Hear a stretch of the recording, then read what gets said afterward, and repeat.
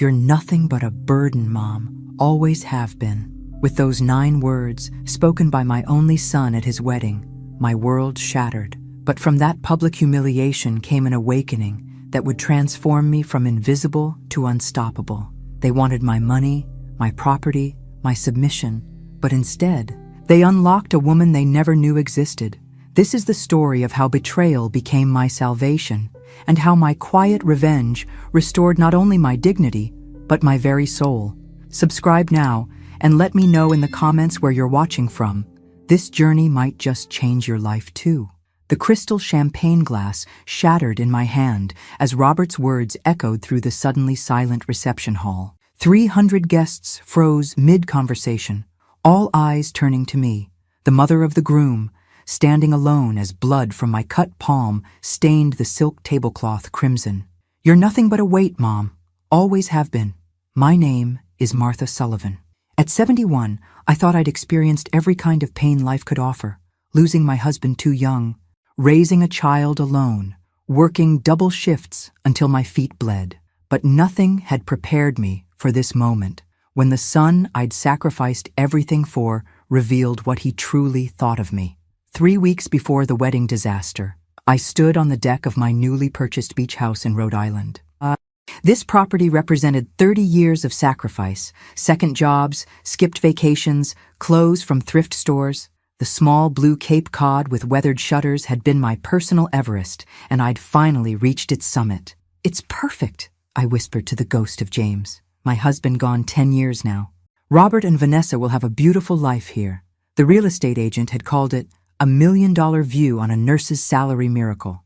This house would be my legacy, my gift to my only son and his new bride, a debt-free start to their married life. My phone rang, Robert's name flashing on the screen. "Mom," he said without preamble, "we need to talk about the wedding seating. Vanessa's parents are concerned about the head table arrangement." "Oh, I thought we'd settled. They think it might be better if you sit with the extended family at table 19. Table 19, the farthest table from the head table, tucked near the kitchen doors. "I see," I said, my voice carefully neutral. "If that's what Vanessa wants, it's just seating, Mom. Don't make it a thing. Oh, and about your dress. Vanessa's mother thought the blue might clash with the wedding colors in photos. Could you maybe wear something more neutral?" The blue dress I'd splurged on. My first new dress in 3 years. That had been the theme all weekend. Whatever makes the bride happy. I'd spent the morning arranging lily boutonnieres despite my arthritis pain. No complaining. Not today. Not on Robert's special day. "Mom, can you not hover?" "Vanessa's family has hired professionals for everything," Robert had said, with an edge I pretended not to hear.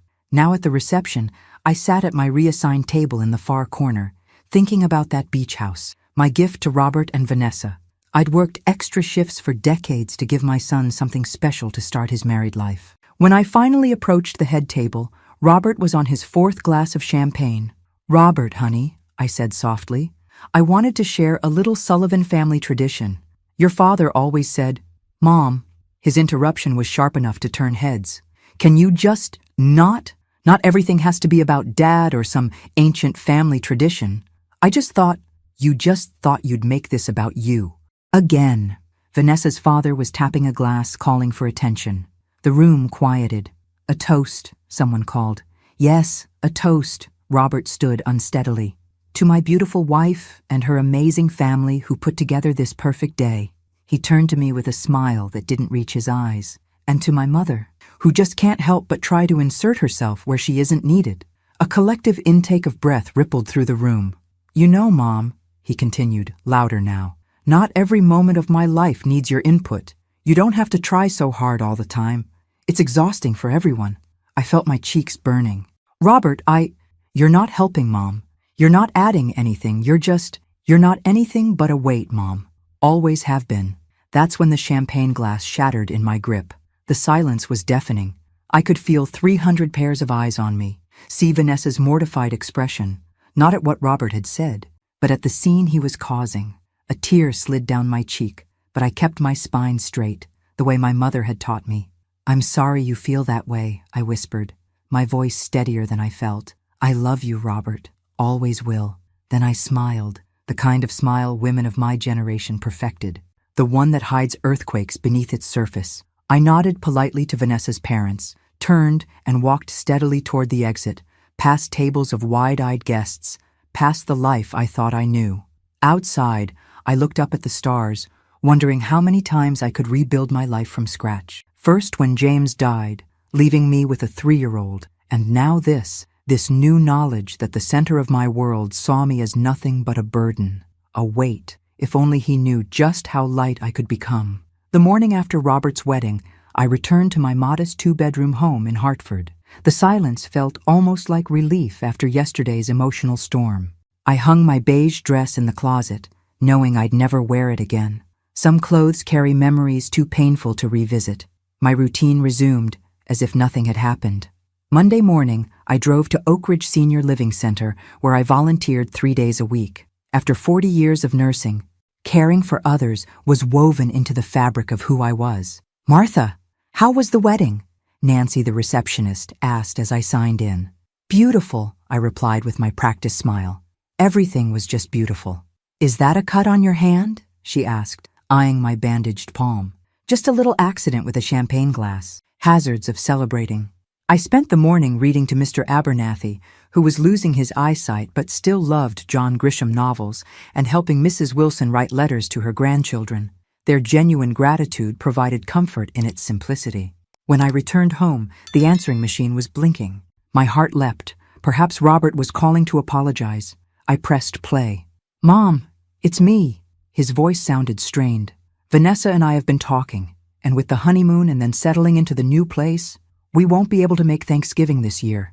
I know you were planning something, but it's just not going to work. Sorry." The message ended abruptly. No mention of the wedding incident, no acknowledgement of the hurt, and now Thanksgiving, the 3rd family holiday in a row they'd canceled. I sat at my kitchen table staring at the phone. The silence of my home suddenly felt less like peace and more like abandonment. The doorbell rang, startling me. Ellen Henderson from next door stood there, holding a casserole dish. "Tom and I are having a little dinner tonight. Nothing fancy, just some friends. We'd love if you'd join us." For a moment, I considered it. The Hendersons had been kind neighbors for years. But Robert's words echoed. "You're not anything but a weight." "That's very sweet, Ellen, but I'm quite tired from the wedding weekend," I said.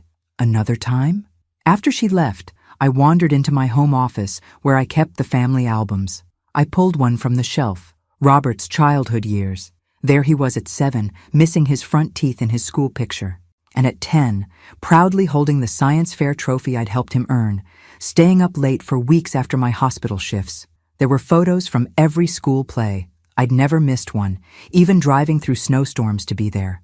Pictures from fishing trips after James died, trying to fill both parental roles. Christmases where I'd worked extra shifts to ensure presence under the tree, even in the lean years. The contrast between these memories and yesterday's public humiliation was jarring.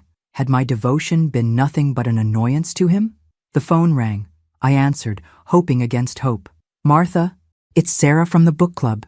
We missed you last week." "I'm sorry, I had wedding preparations," I said. "Of course. How was it?" "Lovely," I lied. Everything was lovely. After hanging up, I realized I couldn't remember the last time I'd done something purely for myself. Book club had been my one indulgence, and I'd missed 3 meetings in a row helping with wedding details. I walked to my bedroom mirror. When had those lines appeared around my eyes? When had my hair become this silver gray? Somewhere along the way, I'd become invisible, not just to Robert, but to myself. The setting sun cast long shadows as I opened my closet. Pushed to the back was a box of James's things I'd never been able to part with. Inside was his watch, his favorite sweater, and a small velvet box containing the pearl earrings he'd given me on our 10th anniversary. "You're the strongest woman I know, Martha," he'd said then. "Don't ever forget that." I put the earrings on and looked in the mirror again. Behind the tired eyes of a woman who'd been told she was a burden was someone else, someone who had survived loss, raised a child alone, cared for countless patients, and kept going when it would have been easier to give up. The phone rang again. This time it was my attorney, Mr. Patterson. "Martha, just confirming our appointment tomorrow to finalize the transfer paperwork for the beach house. Robert mentioned he and Vanessa would be joining us." "Yes," I said, touching one of the pearl earrings. I'll be there. As I hung up, I thought about the beach house, my final gift to the son who saw me as nothing but a weight. The irony wasn't lost on me. I'd spent my entire life lifting others up, only to be told I was dragging them down. Tomorrow, I would sign away the culmination of decades of sacrifice. And then what? Continue to shrink myself, making my existence as unobtrusive as possible? The bedroom grew darker as night fell, but I made no move to turn on the lights. In the shadows, a thought began taking shape. Small at first, then growing bolder. What if this wasn't the end of my story, but the beginning? I wore my best navy blue suit to Mr. Patterson's office the next morning. It was outdated, purchased for James's funeral 10 years ago, but it still fit. And somehow its formality gave me strength. I'd carefully bandaged my cut palm and applied enough makeup to hide evidence of another sleepless night. The law offices of Patterson and Associates occupied the third floor of one of Hartford's older buildings, all polished wood and brass fixtures. Mr.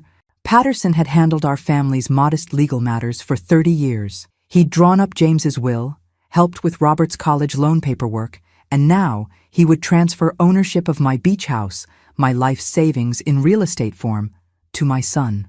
"Martha, good to see you," Mr. Patterson said, rising to greet me. "You're early. Robert and Vanessa haven't arrived yet."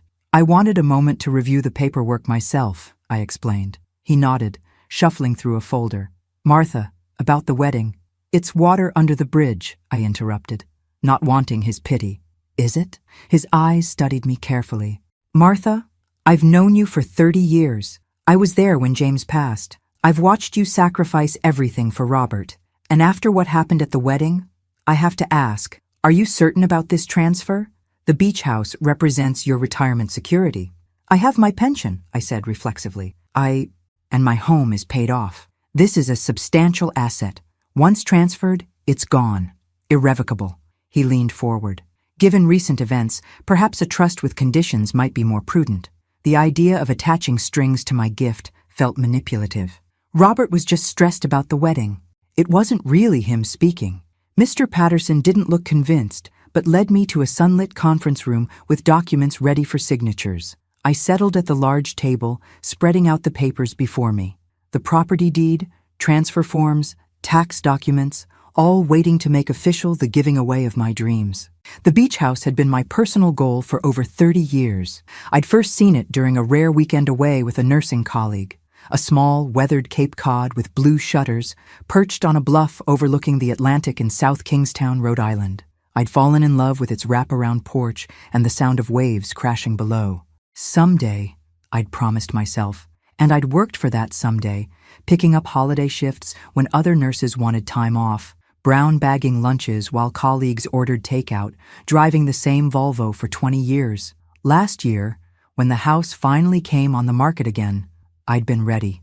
The down payment represented every extra penny I'd saved since James died. The mortgage was manageable with my pension, though it meant no travel or luxuries in my retirement years. Worth it, I'd thought, picturing Robert and Vanessa starting their family there, my future grandchildren building sandcastles on the beach below. I was so lost in these thoughts that I almost missed the sound of familiar voices in the hallway. The door to the adjacent conference room must have been left ajar, because Robert's voice carried clearly into my room. "Is this going to take long? I have a meeting at 2.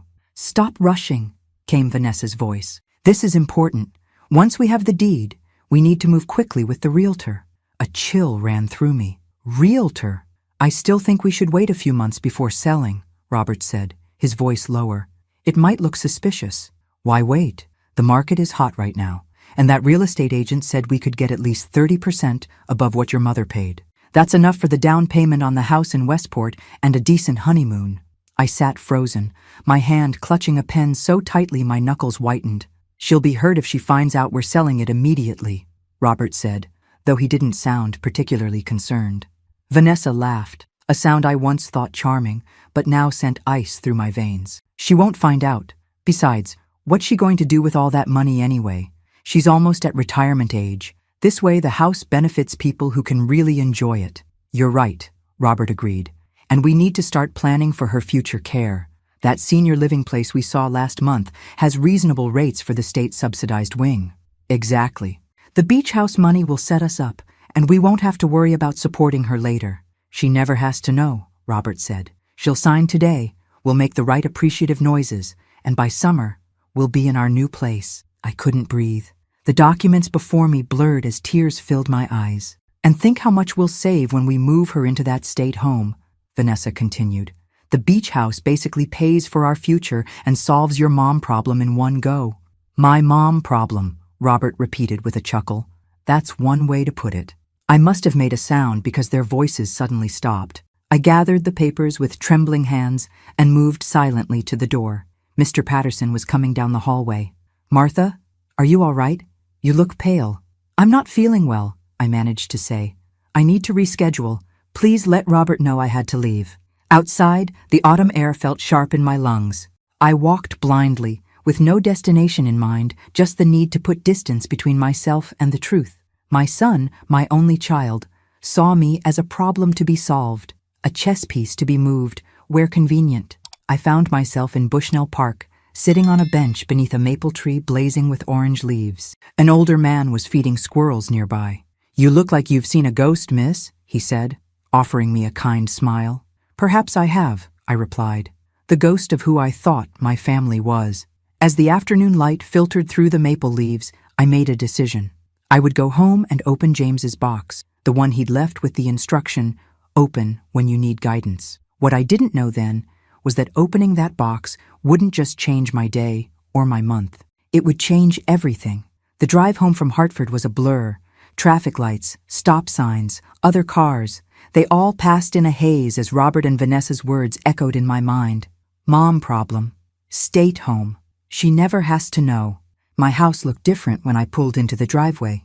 Smaller somehow, as if it too had diminished in importance. For 30 years, this modest colonial had been my anchor, the place I'd raised Robert, the keeper of our family memories. Now it felt like just another asset they were waiting to liquidate. I made myself a cup of tea, adding a splash of the brandy James used to favor.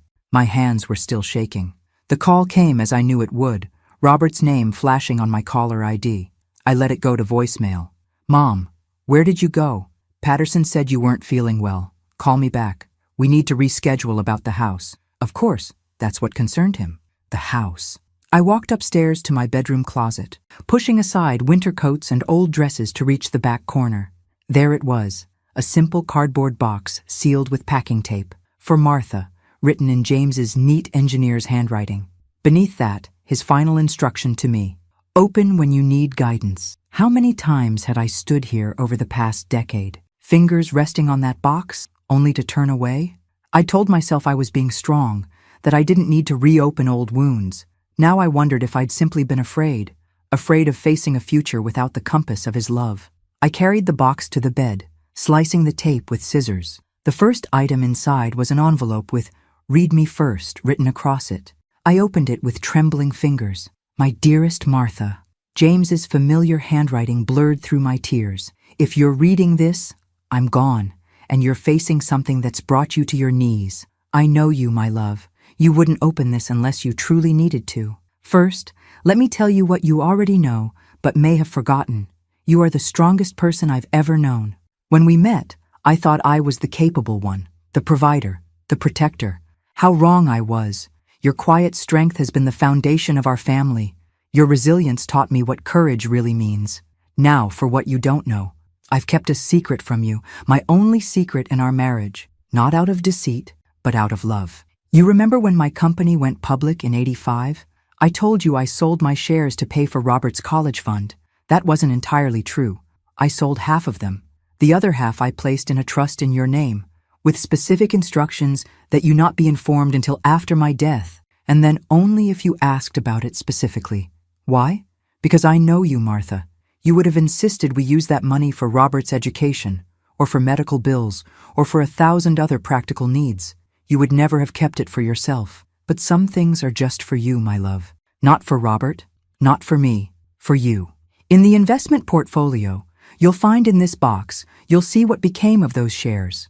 My colleague Richard Thompson has managed them all these years, reinvesting dividends, making conservative but steady choices. By my calculations, you should be a wealthy woman by now. Use this freedom well, Martha.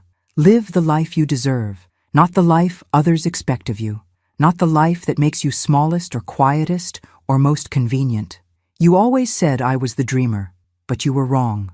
I merely dreamed out loud. Your dreams ran deeper, hidden even from yourself sometimes. It's time to unearth them. It's time to live for Martha. You always were the strongest of us both. Now it's time for the world to see that too. All my love, forever, James. I read the letter 3 times, tears flowing freely down my face.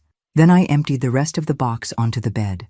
There were more letters, dozens of them, each labeled for different occasions. When Robert graduates, on your 65th birthday, when you feel alone.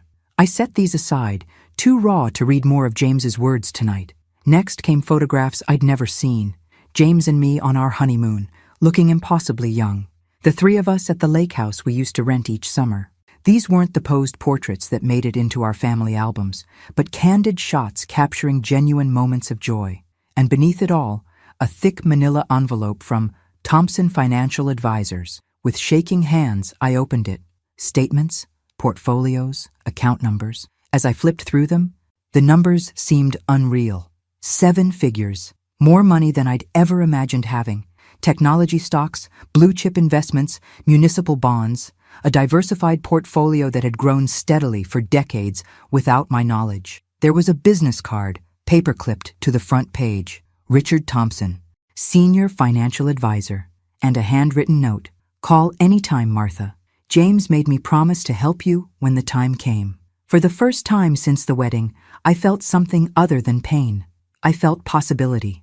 All these years, I'd defined myself solely as Robert's mother, James's widow, my patient's caregiver, never just Martha, never just me. The phone rang again. Robert. Again, I didn't answer. Instead, I picked up another envelope from the box, this one labeled simply, When Everything Changes. Inside was a photograph of James and me, standing on a beach at sunset. I was laughing, my head thrown back, while James looked at me with such love, it made my heart ache anew. On the back, he'd written, This is who you really are, Martha. Remember her? I studied the woman in the photograph, her dark hair lifting in the sea breeze, her posture radiating confidence and joy. There was no hint of the self-effacing, invisible woman I'd become. I reached for the phone, but not to call Robert back. Instead, I dialed the number on Richard Thompson's business card. Thompson Financial, a receptionist answered. This is Martha Sullivan, I said, my voice steadier than it had been all day. I believe Mr. Thompson has been managing an account for me. I'd like to schedule an appointment. Of course, Mrs. Sullivan. Mr. Thompson has a note in our system about you. He can see you tomorrow at 10 a.m. if that works for you. Tomorrow, a new day, perhaps the first day of a new life. That would be perfect, I said. I slept better that night than I had in months. Despite the earthquake that had shattered my understanding of my relationship with Robert, I felt strangely calm. When dawn broke, I was already awake, watching pink and gold light paint my bedroom ceiling. My first call that morning wasn't to Robert, though he'd left 3 more messages, each progressively more agitated about rescheduling the house situation. Instead, I called Mr. Patterson. Martha, I was concerned about you, he said. Are you feeling better? Much better, thank you, I replied. I need to cancel the property transfer, permanently. A pause. I see. May I ask what prompted this decision? I considered how much to share. Let's just say I overheard a conversation that made me reconsider whether this gift would be appreciated in the spirit it was intended. Well, as nothing has been signed, that's easily done. Would you like me to inform Robert, or will you handle that? I'll handle Robert, I said, surprising myself with my newfound assertiveness. But I'd like to schedule another appointment to discuss estate planning from a different angle. Of course. And Martha, I'm glad you're looking out for yourself. After that call, I dressed with unusual care for my meeting with Richard Thompson, choosing a tailored pantsuit I'd purchased years ago for a nursing conference, but rarely worn since. In the mirror, I hardly recognized myself. Without the slumped shoulders and apologetic posture I'd unconsciously adopted, I looked formidable. Thompson Financial occupied the top floor of one of Hartford's newer glass towers. The receptionist led me to a corner office with sweeping views of the Connecticut River. Richard Thompson rose to greet me, a tall man in his 60s with silver hair and kind eyes that crinkled at the corners. Martha Sullivan, after all these years, it's an honor to finally meet you. James spoke of you constantly. I wish I could say the same, I replied with a small smile. But it seems my husband kept quite a few secrets from me. Only one, really, Richard said, gesturing for me to sit, and he felt terrible about it. But he was adamant this money be preserved for your future, not Robert's education, not his medical bills, not any of the emergencies he knew you'd prioritize over yourself. He opened a leather portfolio on his desk. As of yesterday's market close, your portfolio is valued at $4.2 million. The number knocked the breath from me. That can't be right. James's initial investment was substantial, and I've been rather conservative in managing it. Over 30 years, even moderate returns compound impressively.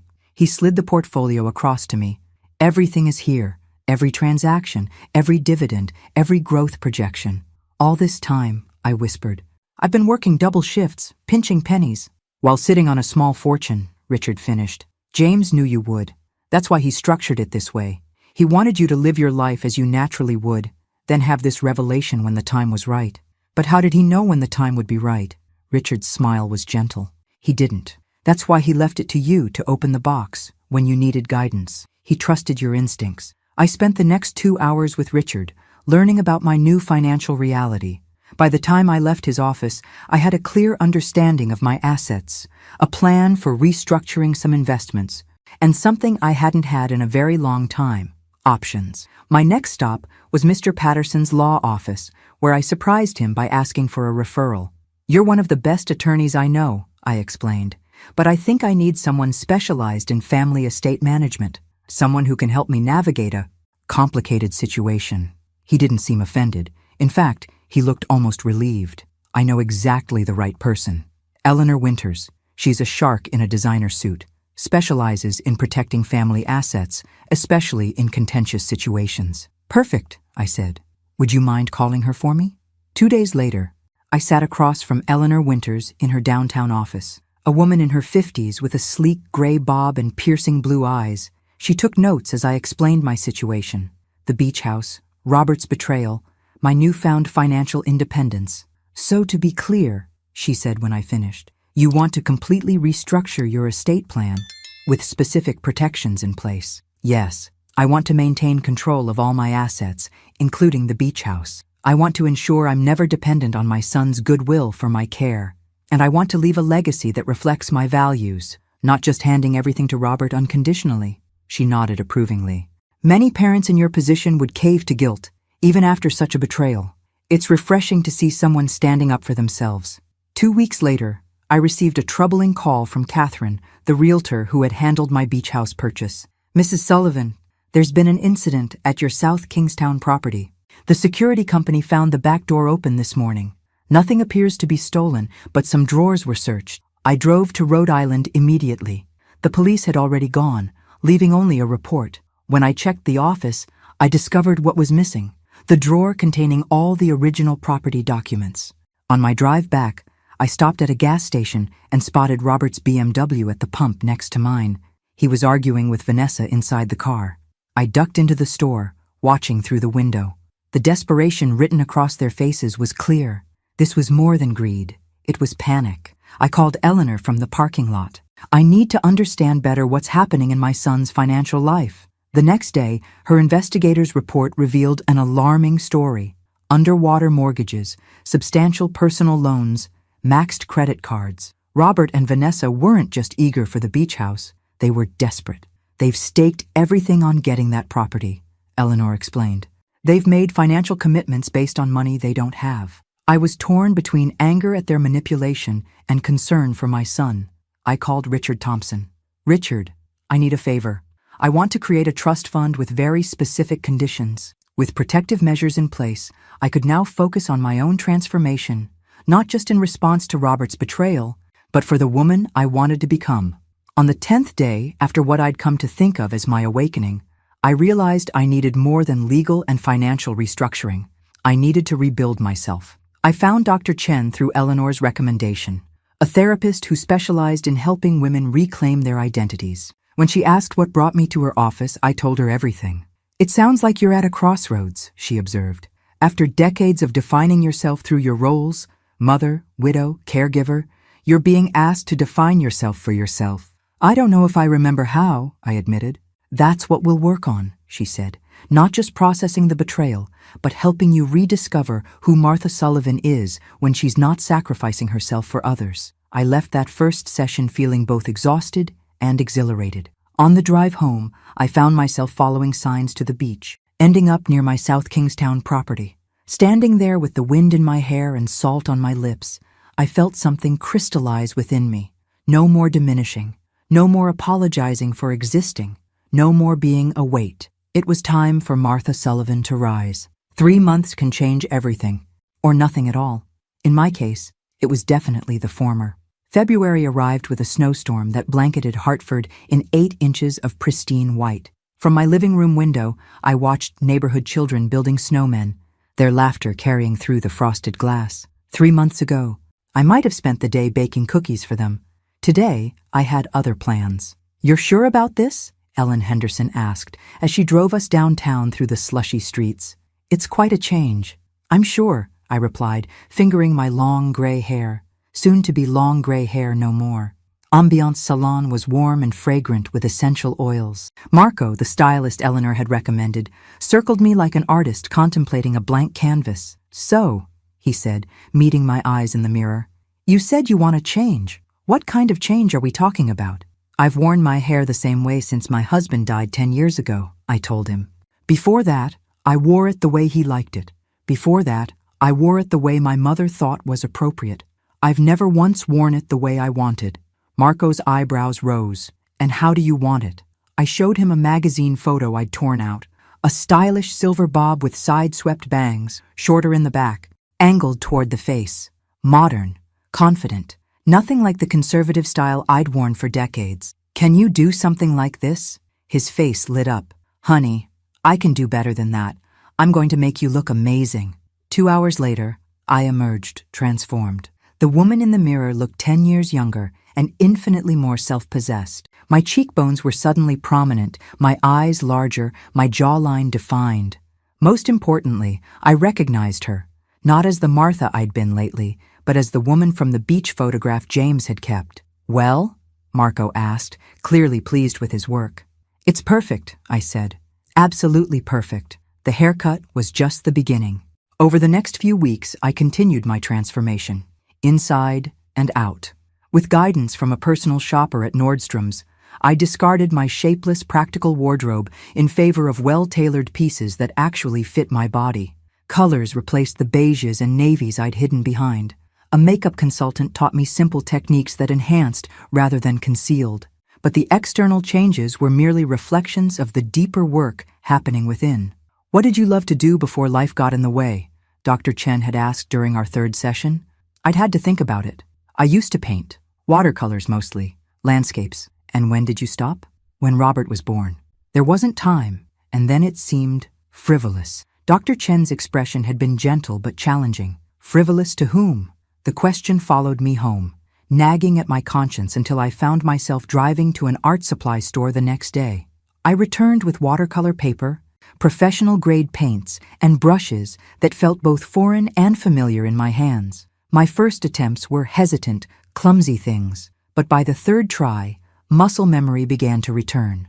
By the 10th painting, I was losing hours in the focused flow of creativity, emerging only when the light changed or my stomach reminded me to eat. I joined a local art class at the community center. There, I met Sophia, a fellow widow who'd reinvented herself after her husband's death by opening a small gallery featuring local artists. When she saw my work, she offered surprising encouragement. "You have a distinctive style," she told me. "Your use of light is unusual, melancholy, but beautiful. Would you consider showing a few pieces in my spring exhibition?" I'd laughed, thinking she was being kind. "I'm just a beginner." Again. "Art isn't about technical perfection," she'd replied. "It's about what you communicate, and you're communicating something worth hearing." Through Sophia, I discovered the women's shelter where she volunteered. New Horizons provided safe housing for women fleeing domestic violence, many of them older women who'd endured decades of abuse before finding the courage to leave. Their stories resonated with me, not because James had ever been abusive, but because I recognized the self-erasure, the constant accommodation. Many of these women need to rebuild identities that were systematically dismantled, explained the shelter director. They need to rediscover who they are apart from their abusers. I understand that process, I told her, more than you might think. Soon, I was volunteering twice a week, helping women navigate social services, teaching basic financial literacy, or sometimes just listening. It was different from my hospital nursing, less physical care, more emotional support, but it drew on the same wellspring of compassion that had defined my career. Through all of this, Robert continued his campaign of calls and texts. They'd evolved from demanding to concerned to manipulative. "Mom, we need to talk about the house. Mom, are you sick? Should I come check on you? Mom, I'm sorry for whatever I did. Please just call me." And finally, the nuclear option. "Mom, I'm worried about your mental state. Maybe we should look into having someone check on you regularly." That last message had sent me straight to Eleanor's office. "He's laying groundwork," she'd warned, "suggesting you're not competent. It's a common tactic when adult children want control of assets." So I'd finally answered one of his calls, keeping it brief and composed. "I'm perfectly fine, Robert. I've been busy with new projects and commitments, and I've decided to keep the beach house for now. It's not up for discussion. But Mom, my decision is final. I'll be in touch when I'm ready to talk further." One afternoon, my doorbell rang unexpectedly. I opened it to find Vanessa standing alone on my porch, something unprecedented. "May I come in?" she asked, looking uncharacteristically uncertain without her usual designer outfit and perfect makeup. Over coffee, she revealed a side of herself I'd never seen. "I grew up with nothing," she told me. Literally nothing. My mother was a waitress raising 3 kids alone after my father left. I remember eating macaroni with ketchup for weeks because it was all we could afford. Robert had never mentioned this aspect of her background. "I promised myself I'd never be poor again," she continued. The beach house wasn't just greed, it was security.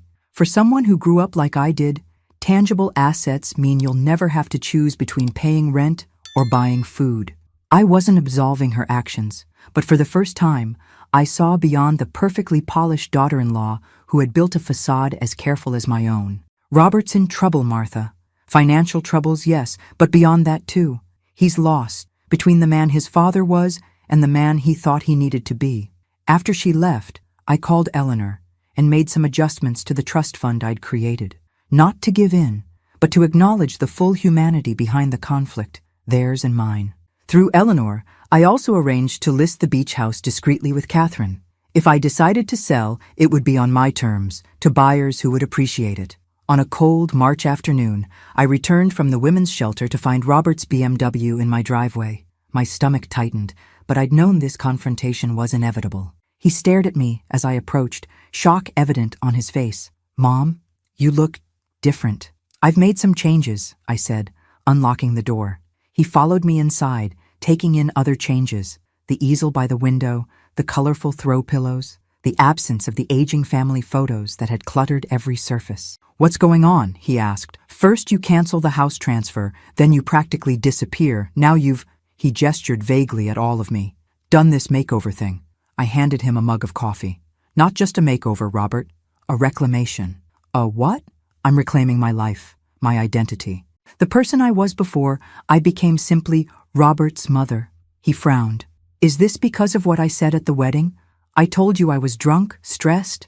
"It's because of many things," I interrupted. "That was just the catalyst that helped me see clearly." "See what clearly?" "That I deserve more than to be your afterthought," I said quietly.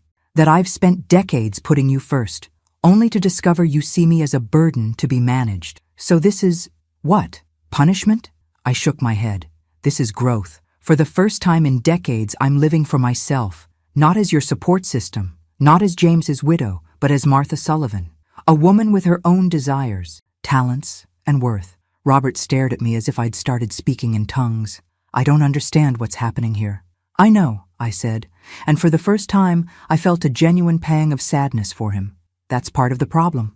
"When will things go back to normal?" he asked, something almost childlike in his confusion. "They won't," I replied gently. "Normal has changed." April arrived with a riot of daffodils and cherry blossoms. I'd always loved spring, the promise of renewal, the lengthening days, the world shaking off winter's constraints. This year, the season felt particularly symbolic. Catherine called on a Tuesday morning with news. I have an offer on the beach house, Martha. It's significantly above asking price. I nearly dropped my coffee mug. Above asking? But we listed it at market value. The Jacobsons fell in love with it, she explained. They have 3 children and have been searching for a waterfront property for years. When they saw the sunset from your porch, Mrs. Jacobson started crying. They don't want to risk losing it in a bidding war. The amount she named made my breath catch. It was nearly double what I'd paid for the property, enough to fund several of the dreams I'd begun to nurture. I told them you'd need 48 hours to consider, Catherine continued. They're eager but understand it's a big decision. After we hung up, I walked to my newly created studio space in what had once been Robert's bedroom. The morning light streamed through the east-facing windows, illuminating the watercolor I'd been working on, a seascape inspired by the view from the beach house. I'd planned to hang it there someday. Now I had a choice to make: keep the house as my own sanctuary, or sell it and use the proceeds to expand my horizons in ways I hadn't yet imagined. I called Dr. Chen and scheduled an emergency session. "What's holding you back?" she asked after I explained my dilemma. "Is it concern about Robert's reaction? Guilt about selling a property you once intended for him?" I considered this. No, it's more that the house represented a dream, freedom, security, a future I controlled. And now? Now I have those things already, I realized. The house was a symbol of the life I wanted, but I'm already building that life. Maybe the house can serve a different purpose now. That evening, I called Catherine and accepted the Jacobsons' offer. On one condition, I added. I want to meet them before we close. I want to know the family who'll be making memories there. 2 days later, I met the Jacobsons for coffee. David was a professor of marine biology. Sarah ran a children's bookstore. Their children, ages 10, 8, and 6, had made me cards with crayon drawings of what they planned to do at their beach. The youngest had drawn a mermaid that looked suspiciously like me, complete with silver hair. "We can't thank you enough for accepting our offer," Sarah said. "This house means everything to us. Take care of it," I told them. "Fill it with laughter and love. That's all I ask." As I drove home, I felt lighter than I had in years. The house had served its purpose, not as Robert's inheritance, but as the key to my independence. The following weekend, I attended my regular volunteer shift at New Horizons. Usually I worked with the residents directly, but today Sophia had asked me to join a planning meeting for their expansion project. "We've outgrown our current space," she explained as we gathered in the small conference room. "Too many women need our services, especially older women who've spent decades in controlling relationships."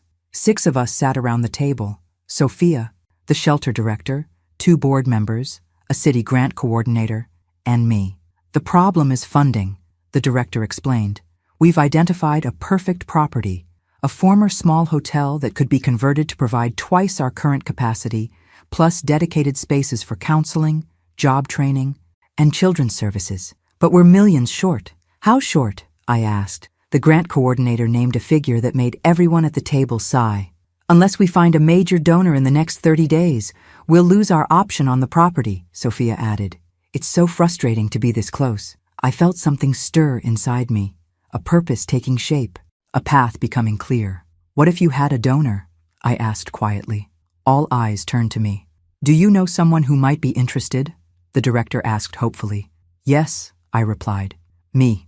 The silence that followed was broken by Sophia's incredulous laugh. "Martha, that's very sweet, but we're talking about serious money here." "I know exactly what we're talking about," I said calmly. "I've recently sold a property for a substantial profit. I've been looking for the right investment for those funds." "We couldn't possibly ask you to," the director began. "You're not asking," I interrupted.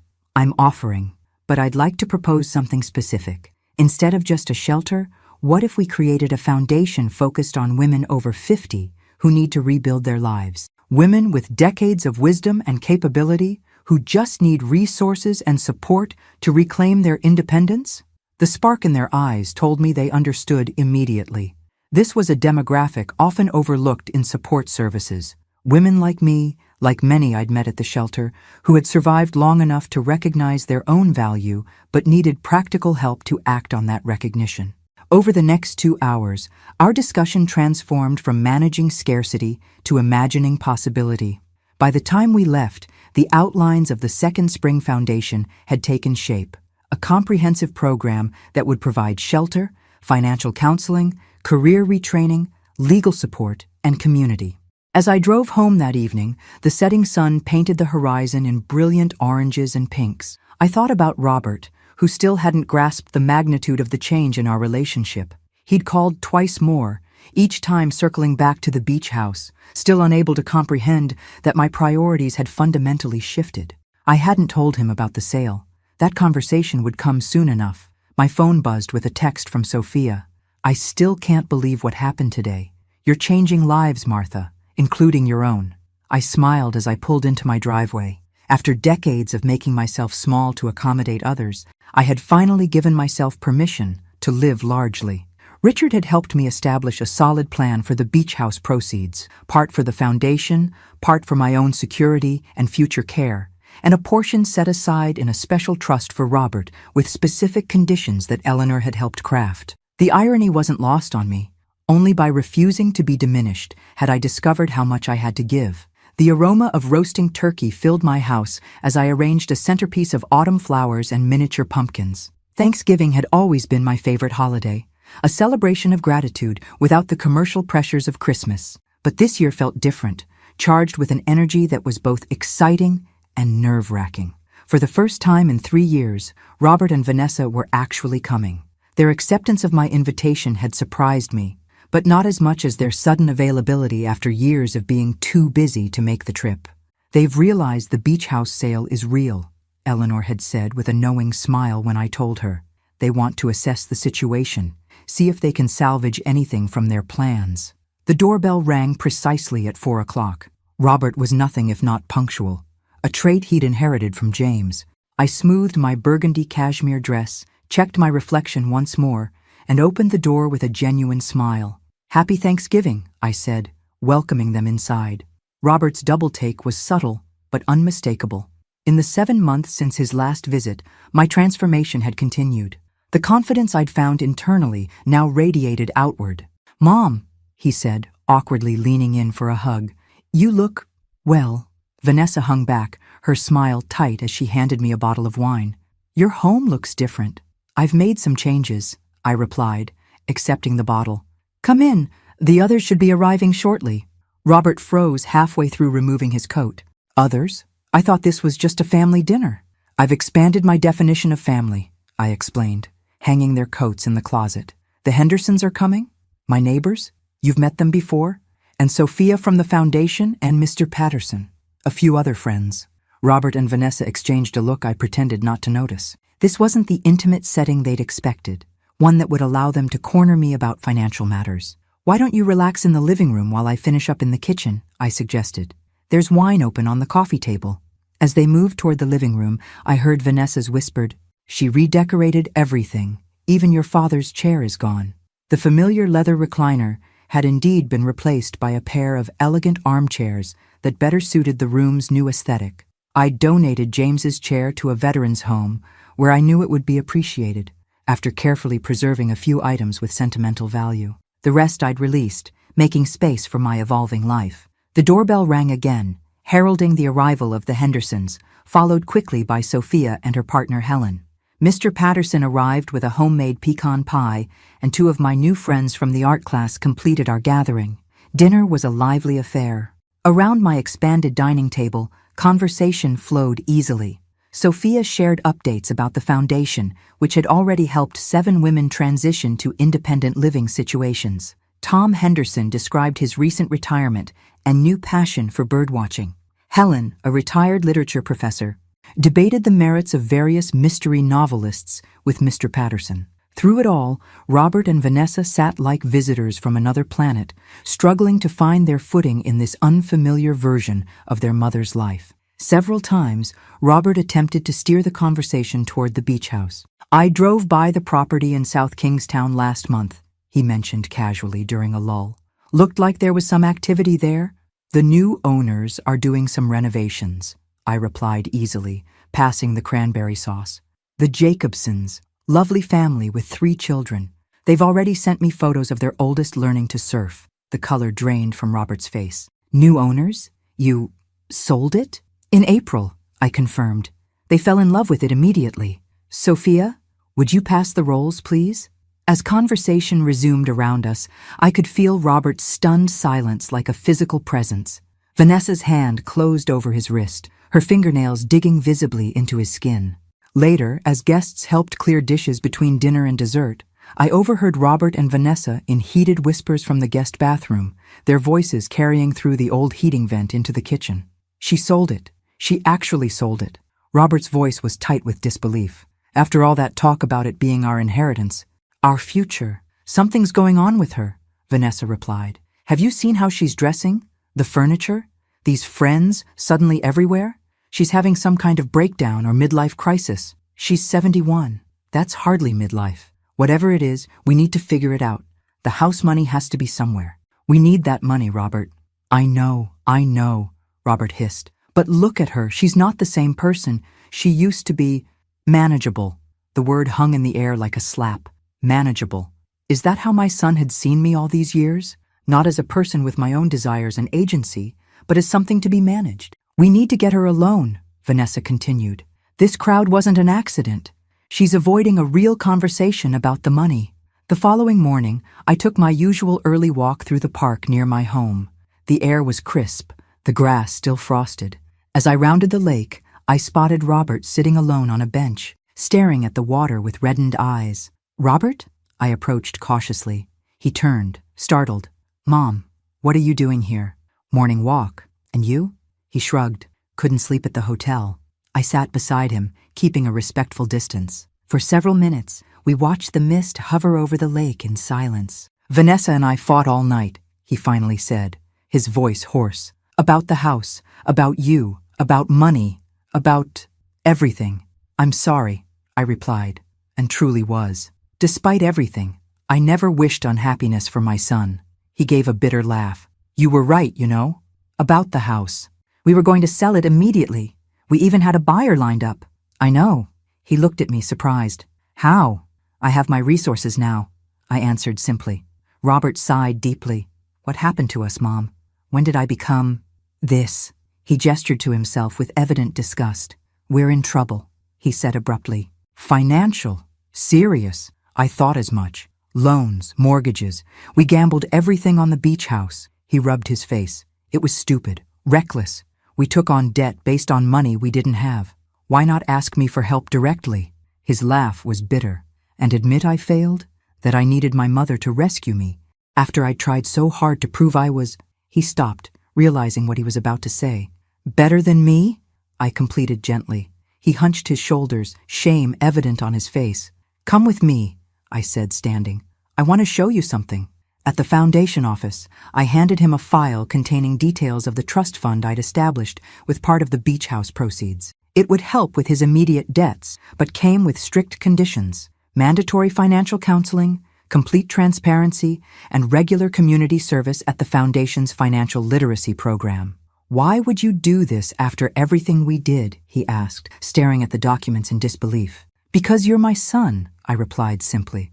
And because I believe you can be better than your worst decisions. As I watched him drive away, a file tucked under his arm, I wondered if I'd made the right decision. The trust wasn't a blank check. It was an opportunity for growth, if he chose to take it. That evening, I received an unexpected email from Vanessa, simply titled, "Thank you." She wrote that she and Robert had decided to separate temporarily, each needing to find their own path forward. The snow had begun to fall as I closed my laptop. The foundation was on solid footing, my own future secure, and a seed of potential change planted in my son. For the first time in decades, I was walking my path on my own terms. December arrived with a dusting of snow and the familiar pressure of holiday expectations. The Second Spring Foundation was thriving. We'd secured the former hotel property and renovations were well underway. My days were filled with purpose, committee meetings, art classes I now taught rather than just attended, and deepening friendships. I was arranging pine boughs on my mantel when my doorbell rang, an unexpected sound on a Tuesday morning. Through the peephole, I saw Robert shifting nervously on my front step, collar turned up against the cold. For a moment, I considered not answering. Our Thanksgiving encounter had ended unresolved, and I'd enjoyed the peaceful week since, but avoidance solved nothing, and I'd long since stopped running from difficult conversations. "Robert," I said, opening the door. "This is a surprise. Can we talk?" He didn't wait for an invitation, stepping past me into the foyer. Privately, somewhere without an audience this time. His tone held an accusatory edge that immediately set me on guard. "There's a cafe 2 blocks down. Let's walk there." I deliberately chose a public setting, partly on Eleanor's advice to always meet in places where others could witness our interactions, partly because I knew Robert would be less likely to create a scene. The cafe was busy with morning customers, but we found a corner table away from the main traffic. Robert ordered black coffee. I chose Earl Grey tea. We sat in awkward silence until our drinks arrived. "I'm listening," I said finally, warming my hands on the teacup. Robert stared into his coffee. "I want to know why you're doing this. The real reason, not some line about finding yourself or whatever." "That is the real reason," I replied. "Sometimes the simplest explanation is true. So this has nothing to do with punishing me for what I said at the wedding." I sighed. "Robert, not everything is about you." He looked up, startled. "What's that supposed to mean?" "It means that my choices aren't a reaction to you. They're about me, about how I want to live the remaining years of my life. But the timing is connected to what I overheard, yes. Hearing you and Vanessa discuss me as a problem to solve was illuminating. But my response wasn't about punishment. It was about finally seeing clearly how one-sided our relationship had become." Robert shifted uncomfortably. "Look, what you heard, it wasn't like that. We were just talking, exploring options that involved selling the home I spent decades saving for and putting me in a state facility to maximize your profit," I said calmly. "Those were your exact words, Robert. Solve your mom problem." The color drained from his face. "I didn't mean—" "You did," I interrupted gently. "And that's okay. It showed me where I truly stood in your life, not as someone to be loved or respected, but as a resource to be managed." A woman at the next table glanced over, then quickly looked away when she caught my eye. "You've always been so selfless," Robert said, leaning forward. "Everything for me, for Dad, for everyone else. That's who you are, Mom." "No," I corrected. "That's who I was conditioned to be. The perfect mother, the supportive wife, the woman who never inconveniences anyone. But beneath all those roles was a person, a complete human being with dreams and desires of her own. So now you're just, what? Living for yourself? Spending the beach house money on clothes and furniture?" His gesture toward my camel hair coat carried undisguised judgment. "Among other things," I agreed, refusing to be baited. "I've also established a foundation for women rebuilding their lives after trauma or loss. I'm teaching art classes. I'm traveling to the national parks I've always wanted to see. I'm living a full life, Robert." He stared at me as if I were speaking a language he couldn't quite translate. "But what about us? What about your family? What about us?" I echoed. "Tell me honestly, Robert, before the beach house situation, when was the last time you called me just to check how I was doing? Not to ask for something, not out of obligation, but because you genuinely cared about my happiness?" The silence that followed was answer enough. "I still love you," I said more softly. "You're my son. Nothing changes that. But love without respect isn't healthy for either of us. So that's it? You're just moving on?" There was genuine bewilderment in his voice. "I'm moving forward," I corrected. "And you're welcome to be part of my life, my real life. Not the convenience I represented before, but only if you can see me as a whole person, not just your mother." Robert's phone buzzed. He glanced at it, then back at me with new urgency. "The beach house money. What did you do with it? Was it really all spent on this foundation thing?" So that was why he'd come. Not reconciliation, not understanding, but a last attempt to salvage something from his failed plan. "My financial decisions are no longer your concern," I said, my voice firm but not unkind. "I've made provisions for my future care that don't involve being warehoused in a state facility. Beyond that, what I do with my resources is my business." "But what about our future? Vanessa and I were counting on that money for the house in Westport, for starting a family eventually." I was confused. "I thought you and Vanessa had separated. At least that's what her email suggested." He flushed. "It's complicated. We're trying to work things out. The trust fund you set up helps, but it's not enough for what we had planned." Now I understood. He had accepted the trust fund with its conditions, but was still hoping for more. still seeing me primarily as a source of financial support. I spent 30 years counting on having a son who valued me for more than my assets, I replied. We both faced disappointment. Robert's expression hardened. Is this how it's going to be now? You holding the past over my head forever? No, I said, finishing my tea. This is me establishing healthy boundaries, something I should have done decades ago. Mom, he tried again, desperation creeping into his voice. After everything we've been through, everything you and Dad sacrificed for me, you really would deny your only son a better future? I'm not denying you anything, Robert. I'm finally giving myself the respect I deserve. I stood, placing money for our drinks on the table. When you're ready to build a relationship based on mutual respect rather than what you can get from me, I'll be here. As I walked home through the light snow, I felt a complex mixture of sadness and liberation. The conversation had gone exactly as Eleanor had predicted, the progression from guilt to accusation to outright demand. But something unexpected had happened too. For the first time, I'd faced Robert's manipulation without crumbling, without that instinctive maternal urge to smooth things over at my own expense. I'd held my ground, maintained my boundaries, and walked away with my dignity intact. The snow was falling more heavily now, transforming the familiar streets of my neighborhood into something magical and new. Like my life, I thought, recognizable in its outlines, but utterly transformed in its substance. I was also starting to consider a more significant change. Yesterday, I'd seen a lovely cottage for sale in coastal Maine. Perhaps it was time for a fresh start in a new place, somewhere without the weight of old memories.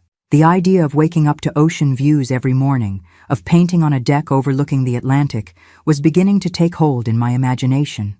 The winter ahead might be cold, but spring would come again, and this time I would meet it as my complete self. Christmas lights transformed Hartford into a glittering wonderland as December deepened.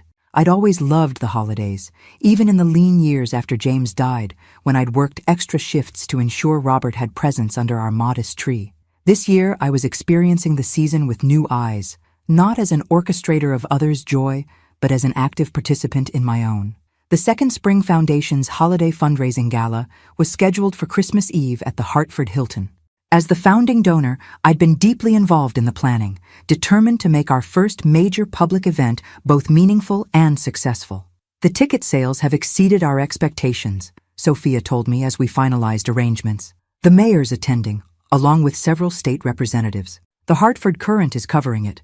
This is going to put us on the map, Martha. I studied the seating chart, making small adjustments. Did we hear back from Channel 8 about filming the speech segment? Confirmed yesterday. They'll run it on the late news and again on Christmas morning. Perfect, I said, feeling a flutter of nervous excitement. While I'd grown more comfortable speaking at our board meetings and donor luncheons, this would be my first time addressing hundreds of people, and potentially thousands more via television. Are you ready for your moment in the spotlight? Sophia asked, seeming to read my thoughts. I think so, I replied. The story needs to be told. The invitation list had been carefully curated. Community leaders, potential donors, and supporters of women's initiatives throughout Connecticut. I hadn't included Robert and Vanessa, assuming they'd be spending Christmas Eve with her family as they had the previous 2 years. So I was stunned when, 3 days before the event, my doorbell rang and I found them on my doorstep. We need to talk, Robert said without preamble. About Christmas. I invited them in, noting Vanessa's designer coat and the new diamond studs in her ears. Clearly their financial situation wasn't quite as desperate as Robert had implied during our cafe conversation. We've decided to accept your invitation to the gala, Vanessa announced, settling onto my sofa as if granting me a favor. What invitation? I asked, genuinely confused. For your foundation thing on Christmas Eve, Robert clarified. At the Hilton. I hadn't sent them an invitation.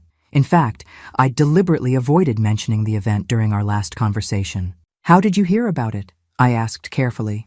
Dad's old friend Richard Thompson mentioned it, Robert replied. We ran into him at the club yesterday. He seemed surprised we weren't involved with your project. Richard, of course. He'd been so supportive of my transformation, but he still saw Robert as James's son, the natural continuation of his friend's legacy. James and Richard had been colleagues for 30 years, and Richard had watched Robert grow up. He wouldn't have understood the complexity of our current relationship. It's a fundraiser, I said neutrally. for the foundation's new building renovation. And apparently, half of Hartford's elite will be there, Vanessa added. The perfect opportunity to make amends, don't you think? The calculation in her eyes was unmistakable. This wasn't about reconciliation. This was about appearances, networking, making connections with the wealthy and influential people who would be attending. I'm not sure it's the right setting for a family reunion, I said cautiously. Mom! Robert leaned forward, his expression earnest in a way I recognized from countless childhood negotiations. I've been thinking about our talk at the cafe.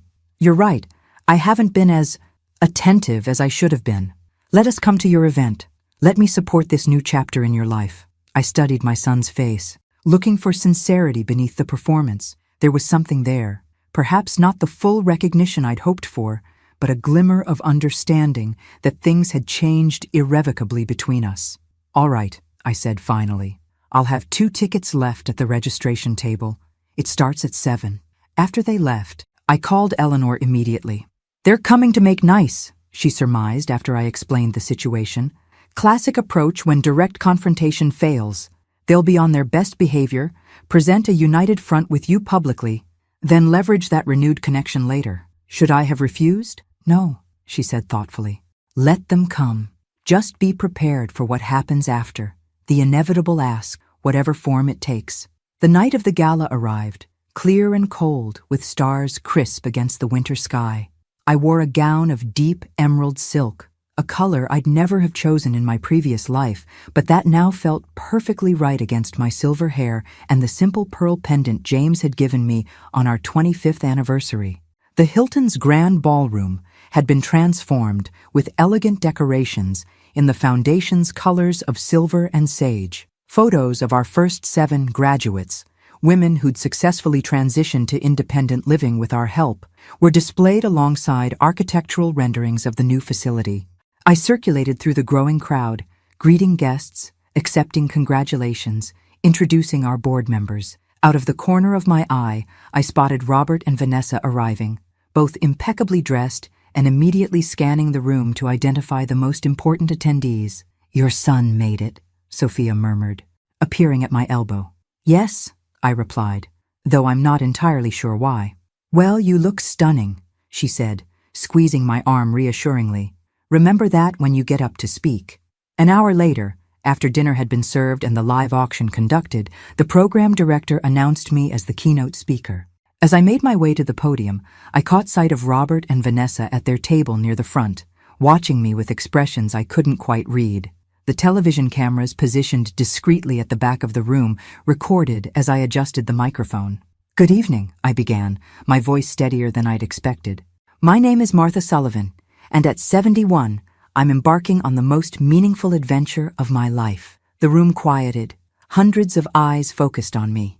We call our foundation Second Spring because we believe it's never too late to bloom again, even after the harshest winter. Many women reach my age having spent decades putting others first, their children, their spouses, their parents, their communities. They've shaped their identities around service and sacrifice, often at the expense of their own dreams. I paused, letting my gaze sweep across the room.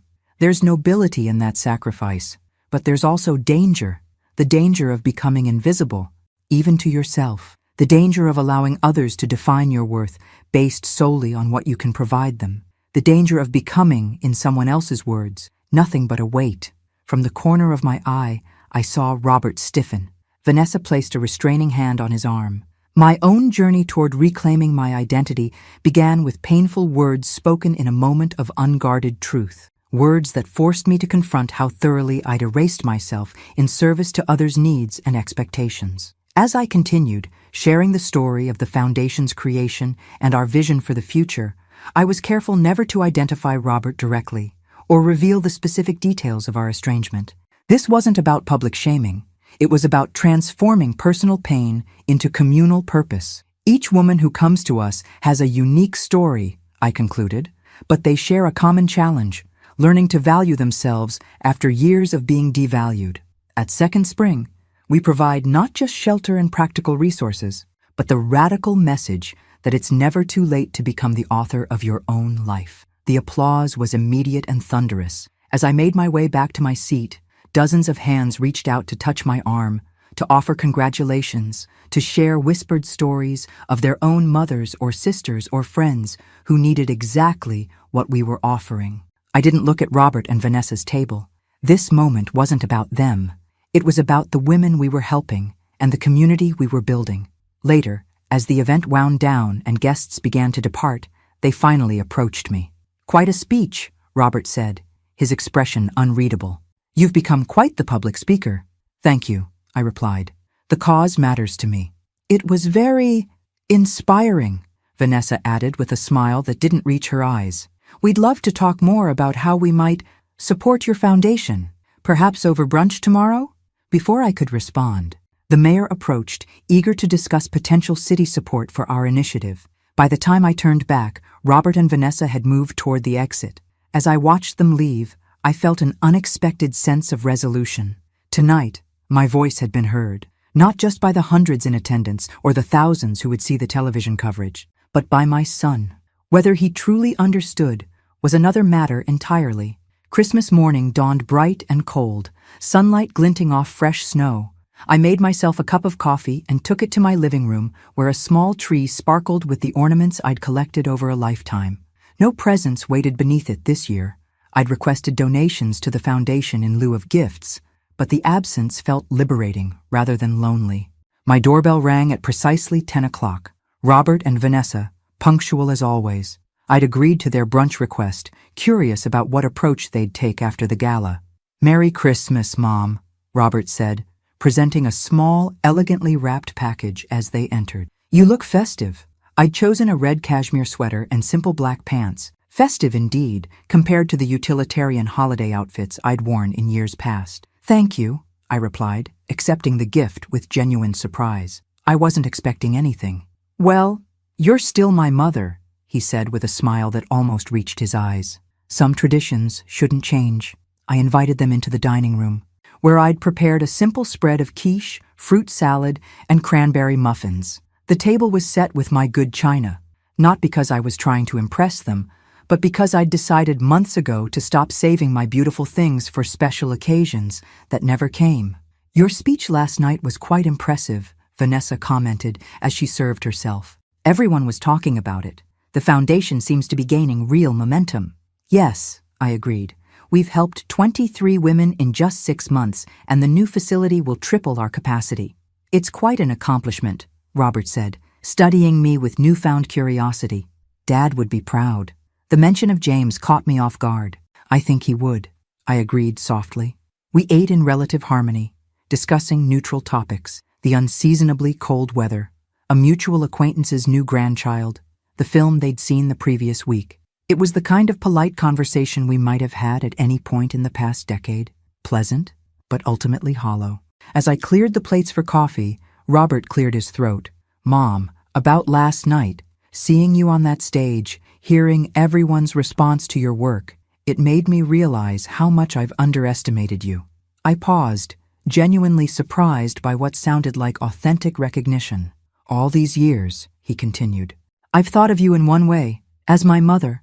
I never really saw you as a whole person with your own dreams and capabilities. That's a common pattern in parent-child relationships," I said carefully, pouring coffee into my grandmother's delicate cups. "We get locked into roles that can be hard to transcend." "Well, I want to transcend them," Robert said with sudden intensity. "I want us to have a new relationship, a better one. Last night showed me what's possible for you, for us." Vanessa nodded encouragingly. "We've been doing a lot of thinking since our last conversation, about respect and boundaries and everything you talked about." Their sincerity seemed genuine, yet something felt rehearsed about this sudden awakening.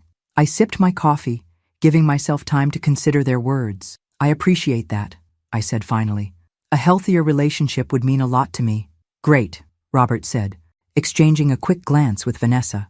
"Because we have an idea we wanted to run by you, a way to support your foundation while also strengthening our family bonds." There it was, the inevitable ask Eleanor had predicted. "I'm listening," I said. "Vanessa and I think the foundation would benefit from having a family presence on the board," Robert explained. "Someone who shares your values but brings different skills to the table. I could help with the financial planning, investment strategy, that sort of thing. And I could handle media relations, public communications, Vanessa added eagerly. Last night's coverage was good, but with my PR background, we could really elevate the foundation's profile. I studied their expectant faces, recognizing the strategy at work. Unable to access my resources directly, they were now attempting to position themselves within the structure I'd created, where they'd have influence, connections, and eventually, control. It's an interesting suggestion, I said neutrally. The board does make all financial decisions for the foundation. Their expressions brightened at what they perceived as an opening. The thing is, I continued, our bylaws require board members to demonstrate a history of commitment to women's issues and a personal understanding of our mission. It's not just about professional skills. Well, I'm your son, Robert said, as if that credential spoke for itself, and Vanessa and I are both committed to supporting your vision. Since when? The question slipped out before I could soften it. Robert blinked. What? Since when have either of you demonstrated commitment to women's empowerment or financial independence? What personal connection do you have to our mission of helping women reclaim their identities after years of erasure? The silence that followed was heavy with unspoken realities. Neither of them had shown the slightest interest in these issues until they'd realized the beach house money had been channeled in this direction. Perhaps we could start by volunteering, Vanessa suggested, recovering first. Learn more about the day-to-day work before considering board positions. It was a reasonable pivot, and in another context I might have embraced it. But the calculation behind their sudden interest was too transparent to ignore. I think that's a conversation for another time, I said gently. Today is Christmas. Why don't we just enjoy being together without agenda? Robert's jaw tightened almost imperceptibly, but he nodded. Of course, you're right. We moved to safer topics for the remainder of their visit, but the easy rapport of brunch had evaporated. When they rose to leave an hour later, there was a stiffness in Robert's demeanor that spoke of thwarted expectation. At the door, I handed him a small box wrapped in simple silver paper. Merry Christmas, Robert. You didn't have to, he began, then stopped himself, accepting the gift with a puzzled smile. Open it now, I suggested. I'd like to see your reaction. He unwrapped it carefully, revealing an old velvet jeweler's box. Inside lay a faded photograph, Robert at about 7 years old, sitting on James's shoulders at the beach, both of them laughing in the summer sun. I'd found it among James's papers in the box I'd opened so many months ago. Turn it over, I said quietly. On the back, in James's neat handwriting, family is never a burden, it's a blessing. Robert and Dad, Cape Cod, 1999. Robert stared at the inscription, color rising in his cheeks. When he looked up, his eyes were bright with unexpected tears. Dad wrote this? I nodded. He treasured your relationship. So did I. For the first time in our difficult year, I saw a crack in Robert's carefully maintained facade, a glimpse of genuine emotion rather than strategic manipulation. Mom, he began, then stopped, seemingly at a loss for words. It's okay, I said softly. You don't have to say anything right now. Just think about what it means, to be seen as a blessing, not a burden. That's what everyone deserves. As they walked to their car, I saw Robert look down at the photograph again. Vanessa was saying something, her expression impatient, but he didn't seem to be listening. I closed the door and returned to my living room, curling up in one of my new armchairs with a book I'd been wanting to read. Outside, snow began falling again, soft flakes drifting past my window. The unopened gift from Robert and Vanessa sat on my coffee table. I would open it later. For now, I was content with the small seed of awareness I might have planted, not through accusation or demand, but through a simple reminder of what family should mean. Whether that seed would grow remained to be seen. 1 year can change everything. As I stand on the deck of my new seaside cottage, watching waves crash against the rocky Maine coastline, I can barely recognize the woman I was last December. My home in Hartford sold quickly. Too many memories there, both sweet and painful. I'd mentioned my interest in coastal properties to Eleanor during our spring review of my finances, and by summer, I was ready to make the move. This cottage, set on a small bluff overlooking the Atlantic, reminded me of the beach house I'd once saved for Robert. But this one was truly mine, chosen for me, by me, with no one else's preferences to consider. The Second Spring Foundation has flourished beyond my wildest expectations. The renovated facility opened in June, already operating at capacity with a waiting list. We've expanded our programs to include job training, financial education, and legal advocacy. Most rewarding are the success stories. Women who arrived broken and defeated now thriving in new chapters of their lives. My painting has progressed too. 3 of my seascapes sold at a local gallery exhibition last month.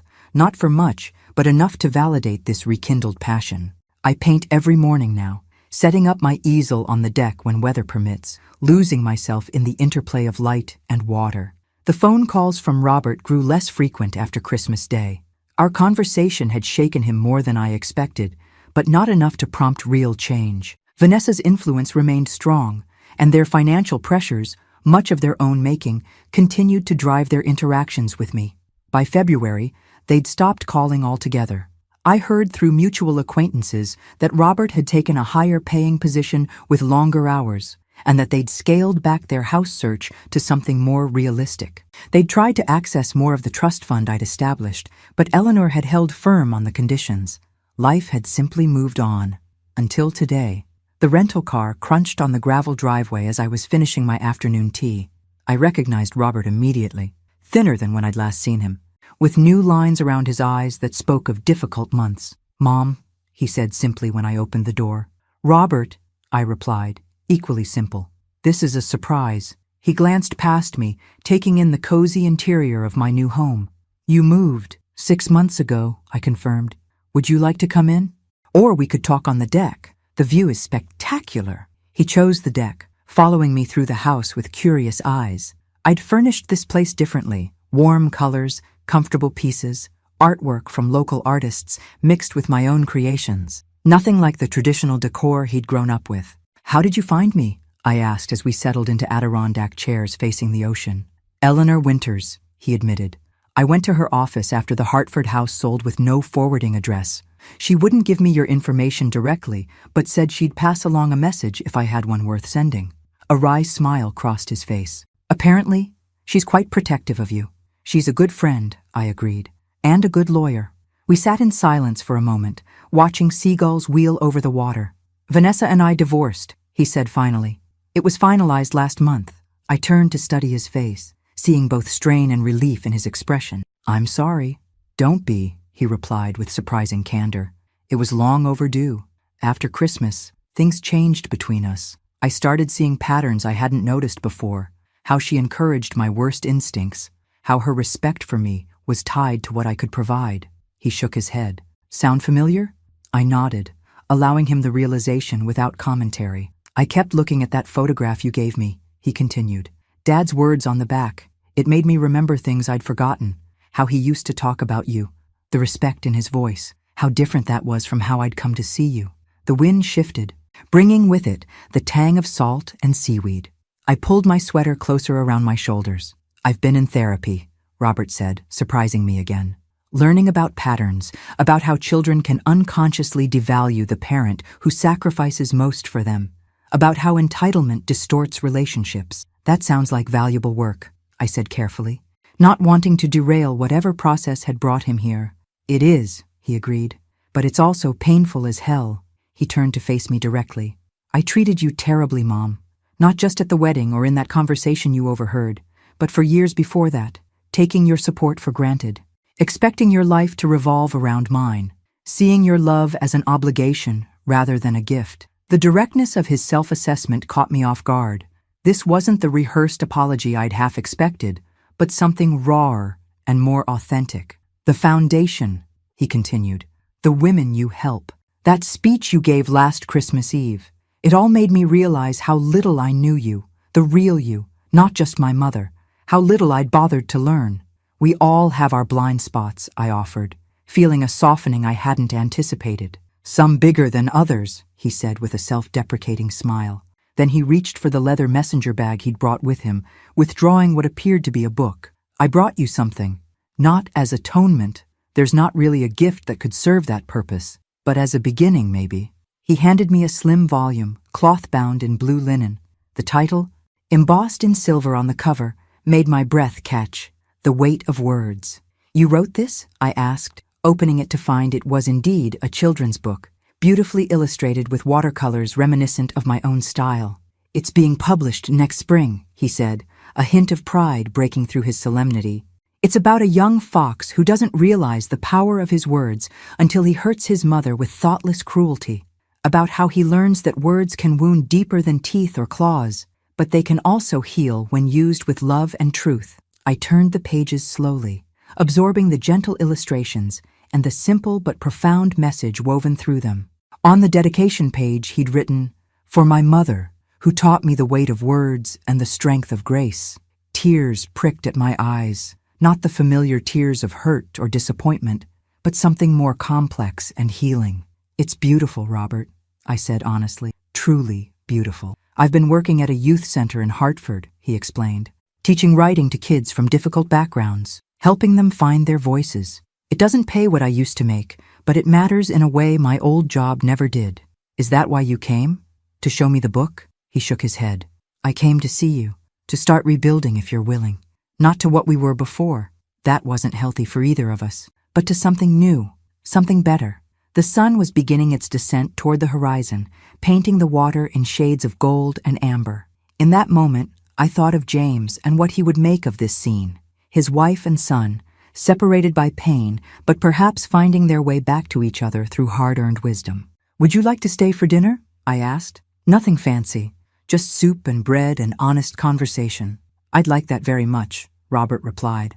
As we walked along the shore afterward, the tide coming in and erasing our footprints behind us, Robert asked about my painting, my friends, my new life. For perhaps the first time, he listened without agenda, genuinely curious about who I'd become.